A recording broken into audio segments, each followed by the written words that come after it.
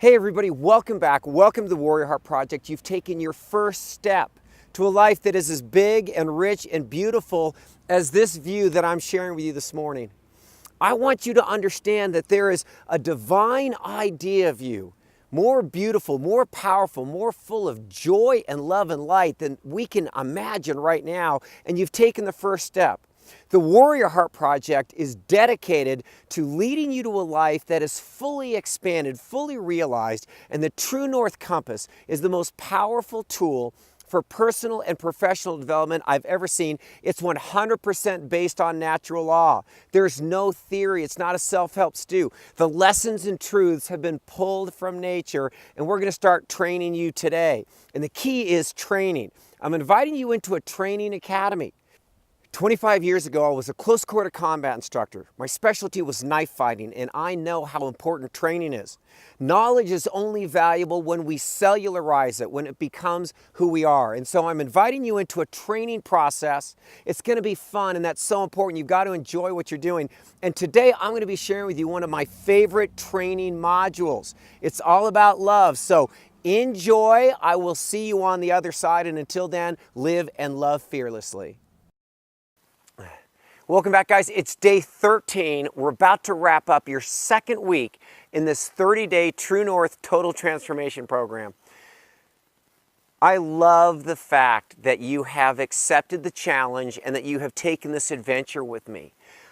I love the fact that I get to use this oak forest as our dojo, as our training hall.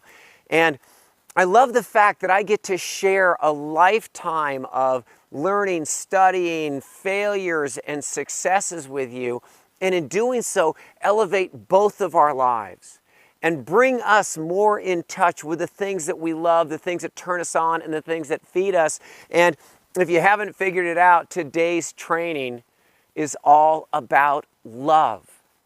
And there's two energies that are really dominant in life, and one of them is fear, and the other one is love. And if you can imagine a spectrum, fear, in its most abject state, fear is a shrinking energy. If I'm terrified, I will actually collapse into a fetal position.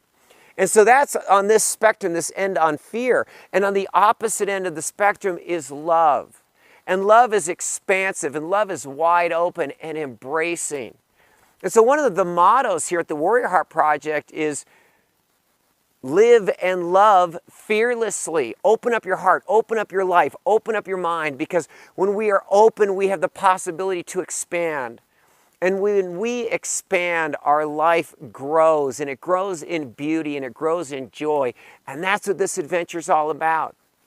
And learning what real love feels like. And you know, I don't think I understood love until it was 22 years ago when my first daughter, Miranda, was born. And up until that time, love, it was pretty much all about me and what I wanted and what I needed, and very, you know, I was that 80s guy.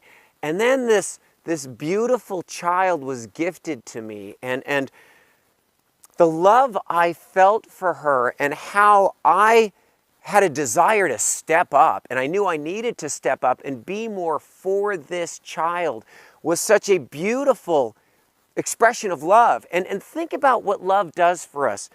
Love forces us and challenges us to step up and be more for ourselves and for our world. And then on the opposite end of the spectrum, my dad died of cancer, and it was about 6 years ago. And he was on hospice. He was home on the ranch, and he would take turns between staying at my home and my brother's. And I remember having to bathe and shave my dad and really care for him. And he went from being the strongest man I ever knew to almost childlike in his capacities. And it was an honor for me. And he would apologize all the time. Bill, I can't, you know, I'm so sorry. I'm saying, Dad, you've loved me my whole life. You spent your life showing me, and this is a chance for me to love you back and care for you. And that's That's what this chapter is about. That's what life is about. So we got 3 big principles today. Principle number 1, and this is going to be tricky. If you're really going to be in love with your life, if you're going to really be in love in life, it begins with you. Principle number 1, learn to love yourself. And it's so heart-wrenching for me as a coach and a guide to hear people and all of their negative self-talk. You know, I'm not good enough, I'm not big enough, I'm not rich enough, I don't love me, I hate my body. God, and that kills me. When I was in college, I worked with paraplegic. I worked with special needs population. And I don't care if you're 100 pounds overweight, if you're 200 pounds overweight, if you can get up and walk across the floor, your body is brilliant. And there isn't a machine on earth that's been built that has those same capabilities. And if you are lucky enough to be able to watch a sunrise or enjoy this view, your body is brilliant and beautiful. And the fact that you can learn and think and grow and taste and touch, you are, and I want you to own this, you are nature's greatest miracle. There has never been there's nothing in nature, and I love nature, that compares with your capabilities, your possibilities, your tactile and sensory functions. Learn to love yourself. Don't sacrifice yourself. Enhance, empower, enjoy, because what I run into all the time, a lot of my clients are women in their 30s, 40s, and 50s, and our society has taught women that, well, you know what you should do? Be a martyr. Sacrifice yourself for your family. And you guys know this is true. Mom never gets a holiday. Mom never gets a break. Mom never. Well, you know what happens? If mom bleeds out and mom doesn't know how to love herself and mom doesn't know how to take care of herself, mom disappears. And she says she's doing it for the family. But here's the tragedy, and feel this. If you have children, especially if you have daughters, and you teach them by example to be the sacrificial lamb, you aren't doing it for your children. You're bringing them into that same story, and they're going to end up bleeding their lives out. In order for you to be of service to the world, in order for you to really love another person, you've got to love yourself. You've got to care for, enhance, build, and develop, because the more powerful you become, the more you can accept how awesome you are, the greater impact you can have on the world. The more you can love and give and serve. And so principle number 1 is love yourself first. Principle number 2, skill number 2 is recognize that you are perfectly imperfect. This idea of perfection is insane. Think about it. Again, another heart-wrenching truth. The young Hollywood starlets of today, do you know who they're all trying to look like? They're trying to look like Marilyn Monroe, and this kills me. I mean, Lindsay Lohan's a great example. She was such a talented, beautiful, amazing child star. Red hair and freckles, and so unique and perfectly imperfect. And what do? They get the blonde hair and they have the plastic surgery, and they're all trying to look like Marilyn Monroe. Okay, news flash America. Marilyn Monroe's life did not end well. She ended up dying alone. Her life was fake. This idea of perfection is fake. You are not beautiful because you are flawless. You are beautiful because you are different. These laugh lines and scars and lifelines, these are my story, and I'm proud of them, and I've earned them. And you know, a 20-year-old that looks great, a lot of that's luck and genetics. You look at a 40, 50, 60-year-old man or woman in their strength and power, that's real beauty. Because that takes discipline, that is forged, that is created. So understand this, you are perfectly imperfect, and instead of hiding it, revel in it. Because real love, think of the people that have changed the world, whether it be Buddha, Christ, Gandhi, Martin Luther King, Elvis Presley, Bruce Lee. They were originals. You are an original. And when you hide that, and when you try to fit in and be like everyone else, you do yourself the greatest disservice on earth. So love your imperfections, love your uniqueness in your crooked nose or whatever it is, and share it and let it shine. And skill principle number 3 is huge. Love is a verb. I hear this all the time. Well, I fell out of love. Okay? When you first fell into love, what did you do? And, oh, well, I did this, and I did this, and I did this, and I did this. Oh, so you were actually loving. Love is a verb. And here's something that I'm going to share, and it's a subtle but probably the most important principle you're going to learn in this entire training. There are 2 energetic drivers. Remember fear and love? Are you acting for love? That's one driver. Or are you acting from love? When you're acting for love, I'm trying to manipulate. I'm going to do this, this, and this because I want something from you. I'm doing this for an outcome. And here's the heartbreak.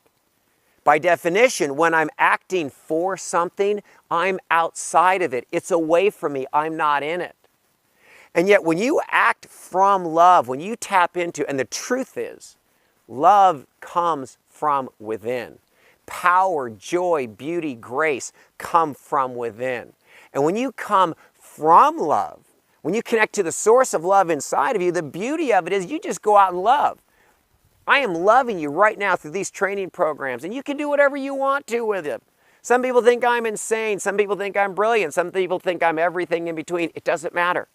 Because as I come from love, I get to be in it right now. If you can't tell that I am in love right now, then you're missing the whole point of this training. I am in it. I love it. I love you. So look at your drivers. Are you acting for love or from love? Flip that switch, and that's what we're going to do in this training program. Learn to come from love. You get to be in it right now, whether you're by yourself or in a group or with your best friend or with your children. Come from love. So I think this could be my favorite chapter. This could be my favorite training module. Go grab your True North journals, and we're going to get right back. We're going to go into the exercises to build your love muscle. See you in a minute. Okay, you've opened up your True North journal, the story of you, the beautiful, loving story of you. And here's exercise number 1. I want you to write down 3 things that you consistently do for yourself that are loving. How do you gift yourself on a regular basis? What do you do? A massage, a walk on the beach, a walk in the woods, playing with your dogs, reading a book, taking a nap, a hot bath.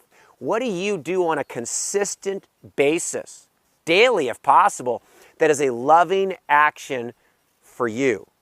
That's exercise number 1. Exercise number 2, I want you to write down 3 things you consistently do that are loving actions and gifts to everyone around you.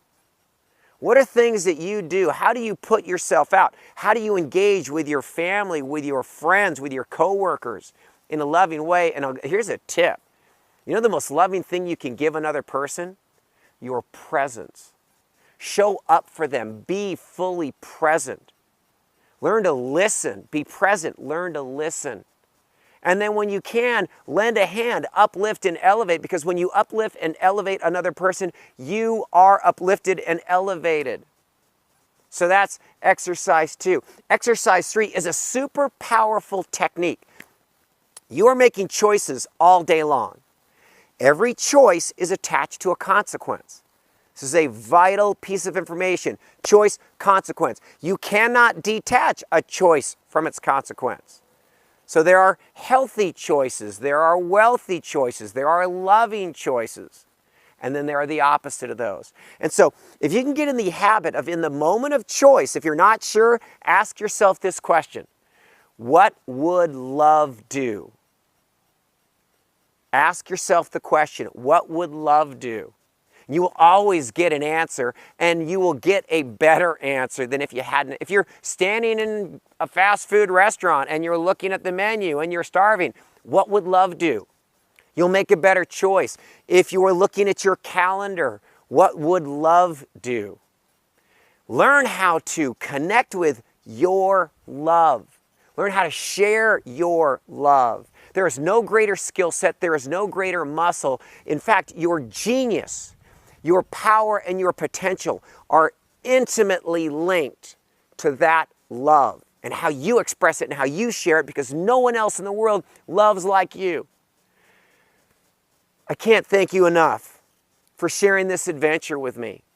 I love being your guide. I love being inspired and uplifted by and for you. And I love the fact that you are one of a million hearts that are going to go through this program. And maybe that'll turn to 10 million, 100 million. But think about how the world will shift and change when we learn how to live from love, when we recognize how amazing, brilliant, and beautiful you are, and you take it out and share it with the world. I am Bill Poet. I am your host and guide.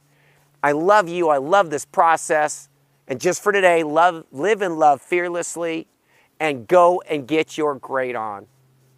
And I hope you enjoy my home, because I love it so much, and it means the world to me that I can share it with you.